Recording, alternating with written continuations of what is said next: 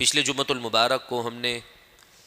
رسول اللہ صلی اللہ تعالیٰ علیہ وسلم کی سیرت کے خاص عنوان کو کہ حجۃ الوداع کے موقع پر پیارے آقا صلی اللہ تعالیٰ علیہ وسلم نے خانہ کعبہ کی اس مبارک جگہ اور اس دروازے کے کنڈے کو پکڑ کر اللہ کے محبوب نے قیامت کی 60 نشانیاں بیان کی تھیں، ان کو ہم نے اجمالاً مختصر انداز میں سماعت کیا۔ اس کے بعد رسول اللہ صلی اللہ تعالیٰ علیہ وسلم نے اپنے اس مبارک فرامین کے بعد حج کے بقیہ ایام کو پورا کر لیا، اور پھر اس کے بعد آپ مزید چند دن منا کے اندر موجود رہے۔ بخاری شریف اور دیگر صحاح ستہ کی کتابوں کی روایت کے مطابق آقا علیہ الصلاۃ والسلام نے 13 ذی الحجہ کو بھی منا میں قیام فرمایا، اور اس کے بعد آپ نے 13 ذی الحجہ کی رمی کرنے کے بعد آپ اپنی منزل کی طرف روانہ ہوتے ہیں۔ پھر اس کے بعد آپ سورج ڈھلنے کے بعد جب آپ نے کنکریاں مار لیں تو آپ منا کی طرف واپس، یعنی اس 13 ذی الحجہ کے بعد جب آپ نے شیطان کو کنکریاں مار لیں تو اس کے بعد آپ خانہ کعبہ کی طرف اپنے دیگر ساتھیوں کے ساتھ جاتے ہیں۔ آپ نے مسجد حرام میں آرام فرمایا اور کچھ دیر وقوف کے بعد طواف وداع کرتے ہوئے آپ انصار اور مہاجرین کے ساتھ مدینہ منورہ کے لیے روانہ ہو جاتے ہیں۔ رسول اللہ علیہ الصلاۃ والسلام جب مکۃ المکرمہ سے نکل کر غدیر کے مقام پر پہنچتے ہیں تو 18 ذی الحجہ کی تاریخ بنتی ہے، یا اس کے آگے پیچھے کی کوئی ڈیٹ جو اسلامی تاریخ کے اعتبار سے ہے۔ اکثر کا یہی قول ہے کہ 18 ذی الحجہ، بعض نے 16، بعض نے 17، بعض نے 18، اور بھی روایتیں ملتی ہیں۔ وہاں پہنچ کر رسول اللہ صلی اللہ علیہ وسلم نے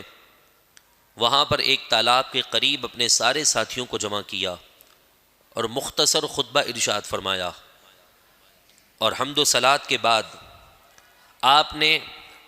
رب العالمین کی طرف سے آئے ہوئے ایک عظیم پیغام کو لوگوں کو سنایا اور فرمایا کہ اے لوگو، بظاہر دکھنے میں تو میں تمہاری طرح ایک آدمی ہوں، مگر میری شان بہت بلند ہے کہ خدا کا فرشتہ یعنی ملک الموت جلد آ جائے اور مجھے اس کا پیغام قبول کرنا پڑے، اس سے پہلے میں تمہارے درمیان کچھ اہم چیزیں چھوڑ کر جا رہا ہوں کہ میں تمہارے درمیان 2 بھاری چیزیں چھوڑتا ہوں، ایک خدا کی کتاب کہ جس میں ہدایت اور روشنی ہے، اور دوسری چیز میری اہل بیت ہے کہ میں تمہیں اپنی اہل بیت کے بارے میں خدا کا خوف دلاتا ہوں، کہ خدا کی یاد دلاتا ہوں کہ تم لوگ میرے بعد میرے اہل بیت اور میری نسبت رکھنے والی چیزوں اور میرے نسبت رکھنے والے اصحاب سے اپنی زبانوں کو دراز کر کے ان پر کیچڑ یا ان پر کسی بھی قسم کی طعن و تشنیع کا شکار انہیں نہ بنانا۔ اس کے بعد آپ نے اسی خطبے کے اندر یہ بات بھی فرمائی کہ من کنت مولا فہذا علی مولا، کہ میں جس کا مولا ہوں اس کا علی بھی مولا ہے، یعنی میں جس کا مددگار ہوں اس کا علی مولا ہے۔ اور آپ نے فرمایا اللہم، اے اللہ، تو اس بات پر گواہ رہنا کہ میں علی سے محبت کرتا ہوں، تو بھی اسے اپنا محبوب بنا لے جو علی سے محبت کرے۔ یا اللہ، تو اس بات پر گواہ رہنا کہ جو علی سے نفرت رکھتا ہے، عداوت رکھے، تو بھی اسے اپنا دشمن جان اور اس سے عداوت رکھنا۔ آپ نے حضرت علی المرتضیٰ کرم اللہ تعالی وجہہ الکریم کے لیے یہ مبارک الفاظ فرما دیے۔ اس کی بہت ساری وجوہات اور بھی کتابوں میں موجود ہیں، مگر ایک وجہ جو سب سے اہم ہے، چونکہ ہم مختصر انداز میں رسول اللہ کی سیرت کو سماعت کر رہے ہیں، یہ کہنے کی وجہ یہ ہے کہ رسول اللہ علیہ الصلاۃ والسلام کی بارگاہ میں کچھ مسلمانوں نے مولائے کائنات علی المرتضیٰ کے کسی معاملے کی شکایت کی ایز اے بشر، یعنی آپ صلی اللہ تعالیٰ علیہ وسلم کو ان کی شکایت کا انداز ناگوار گزرا۔ ایک تو یہ تھا کہ آپ نے شکایت کی، بعض نے کہا کہ شکایت کی تو آپ کو بڑا برا لگا، نہ جو انداز ہوتا ہے نا انسان کا سمجھانے کا یا بات کو ڈیلیور کرنے کا، تو انداز آپ کو بہت برا لگا کہ آپ صلی اللہ تعالیٰ علیہ وسلم نے دل میں یہ خیال کیا کہ مولائے کائنات کی شان رب کی بارگاہ میں بڑی بلند ہے،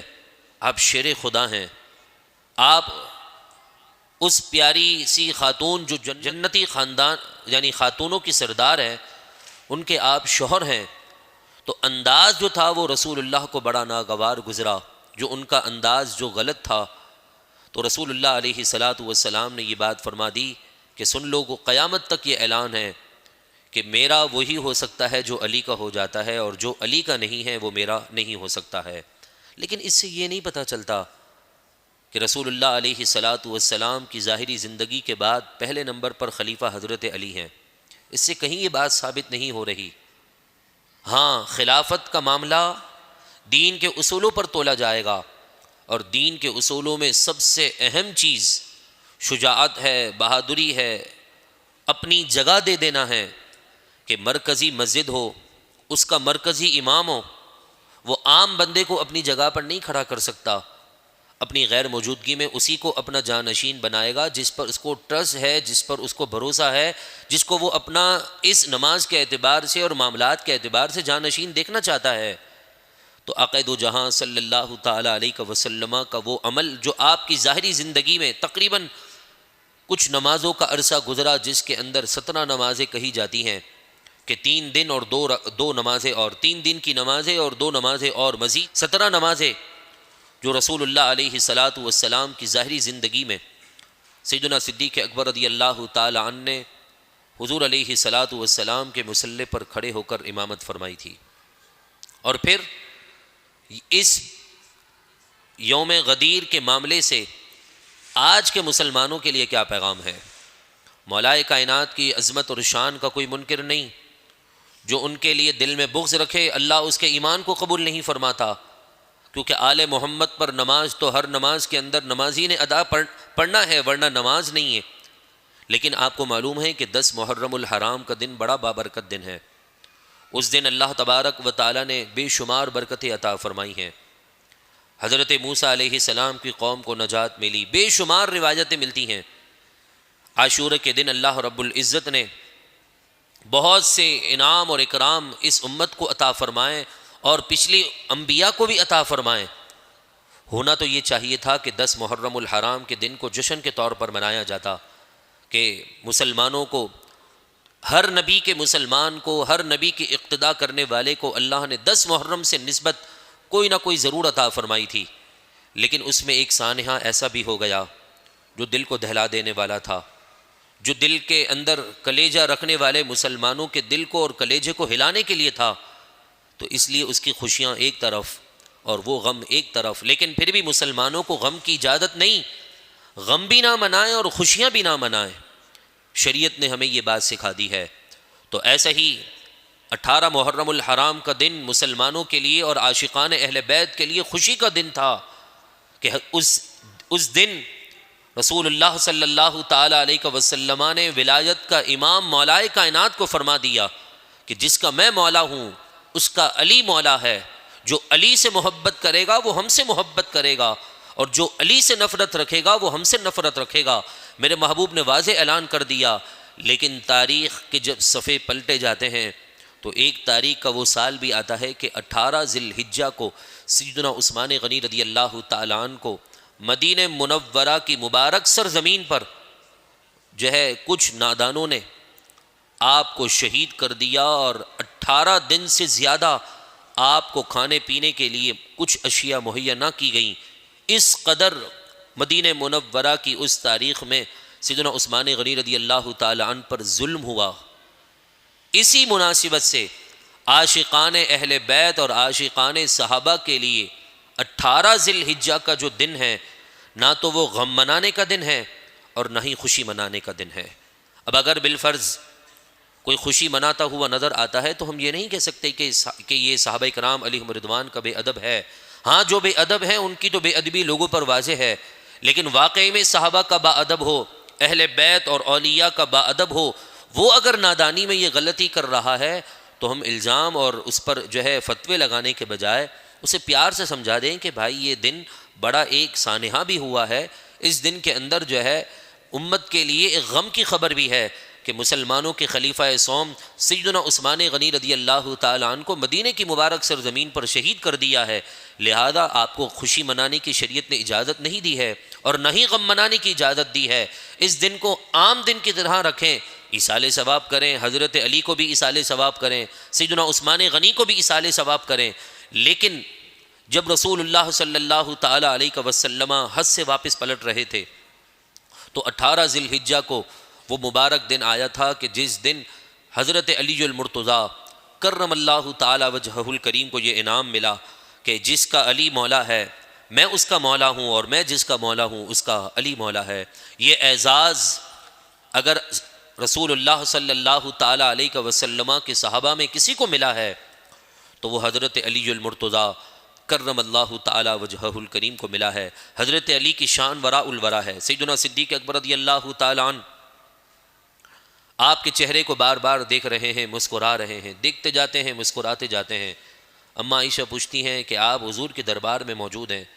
حضور سے بات کرنے کے لیے آئے ہیں، بار بار علی کو دیکھتے ہیں، حضور کو بھی دیکھتے ہیں، پھر علی کو دیکھتے ہیں، پھر حضور کو دیکھتے ہیں، بات کیا ہے؟ چلے یہ تو سمجھ میں آیا کہ حضور کا چہرہ تو سبحان اللہ ان کا تو کوئی مماثل ہی نہیں،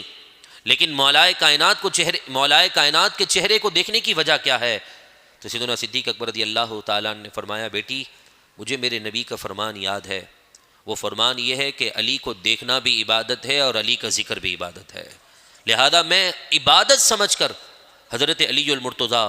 کرم اللہ تعالی وجہہ الکریم کے چہرے کو دیکھ رہا ہوں کہ میں ایسا کام کیوں نہ کروں جس کام کو میرے آقا علیہ الصلاۃ والسلام نے پسند فرمایا ہے۔ مولائے کائنات کی شان وراء الورا ہے، نہ ہم مختصر سی محفل میں، نہ مختصر سی نشست میں، بلکہ ساری زندگی ہم صحابہ کرام علیہم رضوان کی فضیلت بیان کرتے جائیں، اہل بیت کی فضیلتیں سنتے چلے جائیں۔ ہم حقہ جو ہے ان کا حق ادا نہیں کر سکتے جیسی ان کی تعریف کا حق ہے، مگر اتنی بات ضرور ہے کہ اس دن کو اس تصل میں کہ نعوذ باللہ من ذالک غاصبیوں نے، رافضیوں نے، شیعوں نے 18 ذی الحجہ کے دن کو جو ہے وہ عید کے طور پر منانا شروع کیا ہے۔ پہلے تو وجہ مولائے کائنات کی ولایت کے منصب کو پانا تھا، لیکن اب ان کے دلوں کے اندر آر پیدا ہو چکی ہے۔ اب وہ جس مقصد سے کرتے ہیں ان کا مقصد کچھ اور ہوتا ہے، یہ ہم جیسے بھولے بھالے مسلمانوں کو نہیں بتائیں گے، مگر ان کی کتابوں میں باتیں موجود ہیں۔ لہذا بہتر یہ ہے کہ ہم شریعت کے مطابق رہتے ہوئے صحابہ کرام علیہم رضوان کی محبت اور ان کے عشق کو اپنے سینے میں رکھیں تاکہ ہمارا ایمان مضبوط ہو، رب العالمین کی بارگاہ سے ہمیں ایمان کی قبولیت ملتی رہے۔ اس کے بعد رسول اللہ علیہ الصلاۃ والسلام اس مقام سے اپنے صحابہ کرام علیہم رضوان کے ساتھ چلتے چلتے مدینہ منورہ پہنچتے ہیں، اور پھر اس کے چند دنوں کے بعد 11 جو ہے سن ہجری کی ابتدا ہوتی ہے، اور 11 سن ہجری کے بمشکل 2 مہینے یا 7 دن یا 8 دن میرے محبوب علیہ الصلاۃ والسلام اپنی ظاہری زندگی کے ساتھ امت مسلمہ کے ساتھ حیات رہے۔ پھر اس کے بعد 11 سن ہجری کے بعد کے واقعات اور 11 سن ہجری میں جو واقعات پیش آئے ہم اس کو انشاءاللہ سماعت کریں گے، مگر اس کے ساتھ میں آپ سے کچھ اہم باتیں اور ضروری باتیں کرنے لگا ہوں۔ مجھے امید ہے کہ آپ انتہائی توجہ کے ساتھ ان باتوں کو سوچیں گے بھی، سوچنا نہیں بلکہ بہت زیادہ سوچنا ہے۔ ہمارے یہاں پر صرف سوچنے کا مطلب یہ ہوتا ہے کہ ایک فارمیلٹیز ہوتی ہے کہ ٹھیک ہے سوچ لیا، صحیح ہے، سمجھ میں نہیں آیا، لیکن اس پر غور ضرور کیجیے گا کہ جہاں رسول اللہ صلی اللہ تعالیٰ علیہ وسلم کا دین اس کو مہمان بنانے کا وقت نہیں ہے، تو جس دن اس دین کی ضرورت آپ کو پیش آئے گی اور مجھے پیش آئے گی، یہ دین بھی ہم سے منہ موڑ کر اپنا رخ بدل دے گا۔ ایک اللہ کے مقرب بازار میں کھڑے ہو کر رو رہے تھے، اس پوری بات کا خلاصہ اس واقعے میں موجود ہے۔ ایک اللہ کے مقرب بازار میں کھڑے ہو کر رو رہے تھے۔ کسی پوچھنے والے نے پوچھا کہ حضرت یہاں کیوں رو رہے ہیں؟ کہا رب کی جانب سے ایک ڈیوٹی پر مامور ہوں، میری ایک ذمہ داری ہے۔ کہا وہ ذمہ داری کیا ہے؟ کہا ذمہ داری یہ ہے کہ میں رب کے بھٹکے ہوئے بندوں کو رب تک پہنچانے کے لیے آیا ہوں۔ پوچھنے والے نے پوچھا کہ اس میں تاخیر کس بات کی ہے؟ اپنی ڈیوٹی پوری کریں، ذمہ داری پوری کریں۔ تو کہا کہ میں تو اپنی ذمہ داری پوری کر رہا ہوں، بات دراصل یہ ہے کہ بندے مان نہیں رہے، وہ ماننے کے لیے تیار ہے۔ یہ کہتے کہتے وہ روتے روتے اپنی منزل کی طرف نکل جاتے ہیں۔ کچھ عرصے کے بعد انہیں پھر قبرستان میں روتا ہوا دیکھا گیا، تو پوچھا کہ اب کیوں رو رہے ہیں؟ تو کہا کہ وہی ذمہ داری، وہی ڈیوٹی ہے، میں اپنی ذمہ داری پوری کرنے کے لیے یہاں بیٹھا ہوں۔ تو کہا اب تو مان جائیں گے بندے؟ کہا بات تو تمہاری ٹھیک ہے کہ بندے مان رہے ہیں، اب وہ ماننے کے لیے تیار نہیں ہے۔ لہذا آج ہمیں اپنی اس 4 دن کی زندگی میں، اس 4 دن کی رنگین زندگی میں ہمیں اپنے پروردگار کو منانا ہے۔ ہماری زندگی کا جو مقصد ہے وہ دولت کمانا نہیں ہے، ہماری زندگی کا مقصد کسی کو نیچا دکھانا نہیں ہے، ہماری زندگی کا مقصد ایک دکان سے 2 دکان کر کے، رات دن گدھا مزدوری کر کے دولت کے پیچھے کتوں کی طرح بھاگنا نہیں ہے۔ ہماری زندگی کا مقصد قرآن نے بتایا ہے۔ ہم ایک خاص ٹاسک لے کر دنیا میں آئے ہیں، وہ کیا ہے؟ ایکم احسن عملا، کہ تمہارا رب یہ دیکھنا چاہتا ہے، وہ جانچ کرنا چاہتا ہے، تمہارا امتحان لینا چاہتا ہے کہ تم میں کون سے اچھے عمل کرنے والے مسلمان ہیں، کون سے نیک اعمال کرنے والے سچے مسلمان ہیں۔ مگر افسوس کہ ہمارے اعمال دن بدن شیطان کو راضی کرنے والے، یہودیوں کو راضی کرنے والے، دین دشمنوں کو راضی کرنے والے ہیں۔ مگر معذرت کے ساتھ قرآن مجید فرقان حمید نے ہمیں واضح پیغام دے دیا ہے، اور یہ قرآن کا پیغام سونے کے قلم بلکہ اس سے بھی کوئی اعلیٰ قیمت والی قیمتی چیز ہو اس کے ذریعے سے لکھا جائے تو کافی ہوگا کہ قرآن مجید فرقان حمید نے فرما دیا یہ زندگی دھوکے کی زندگی ہے۔ آپ کے پاس جیب میں پیسے ہیں، لوگ آپ کو سلوٹ ماریں گے۔ آپ کے جیب میں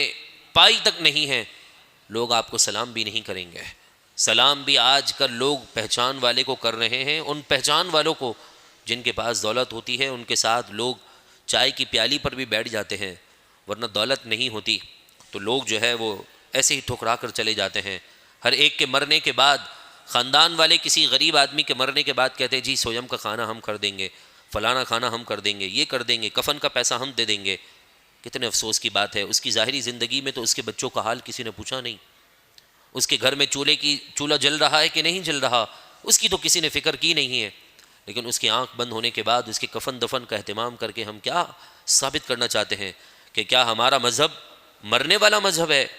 کیا ہمارا مذہب مرنے کی تعلیم دیتا ہے؟ نہ، ہمارا مذہب جینے کی تعلیم بھی دیتا ہے۔ ہم نے قرآن کو صرف مرنے کے لیے رکھا ہے، یا پھر سورہ یاسین اس وقت پڑھی جاتی ہے جب سانس اکھڑ رہی ہوتی ہے، نکلنے میں دشواری ہوتی ہے تو سورہ یاسین پڑھی جا رہی ہوتی ہے۔ سوجم کے موقع پر، 40ویں کے موقع پر، برسی کے موقع پر، بھائی اس قرآن مجید فرقان حمید سے جینا بھی سیکھیں۔ اس قرآن کے اندر جینے کے بہت بہترین اصول موجود ہیں۔ سیدنا عثمان غنی رضی اللہ تعالیٰ عنہ کے دور میں ایک صحابی رسول کا انتقال ہوا تو آپ کی 4 بچیاں تھیں، بیٹا کوئی بھی نہ تھا، چھوٹی چھوٹی تھیں۔ سیدنا عثمان غنی ان سے ملنے کے لیے آئے اور کہا کہ حضرت میں یہ تحفہ لے کر آیا ہوں، آپ ایک شاپر میں کچھ پیسے لے کر آئے تھے، کہا اپنی بیٹی کو دے دیں